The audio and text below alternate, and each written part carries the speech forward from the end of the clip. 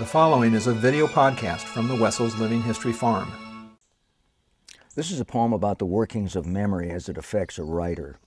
And what I've done in this poem is to assemble a lot of images that most of us might think of in connection with remembering the past, particularly the rural past. Memory.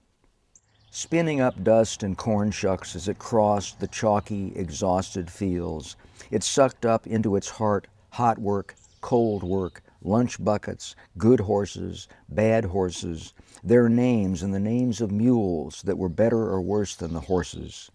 Then rattled the dented tin sides of the threshing machine, shook the manure spreader, cranked the tractor's crank that broke the uncle's arm, then swept on through the windbreak, taking the tree house and dirty magazines, turning its fury on the barn where cows kicked over buckets and the gray cat sat for a squirt of thick milk in its whiskers,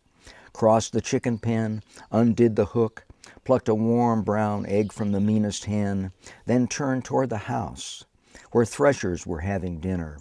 peeled back the roof and the kitchen ceiling, reached down and snatched up uncles and cousins, grandma, grandpa, parents and children one by one, held them like dolls, looked long and longingly into their faces, then set them back in their chairs with blue and white platters of chicken and ham and mashed potatoes still steaming before them, with boats of gravy and bowls of peas and 3 kinds of pie, and suddenly, with a sound like a sigh, drew up its crowded, roaring, dusty funnel, and there at its tip was the nib of a pen.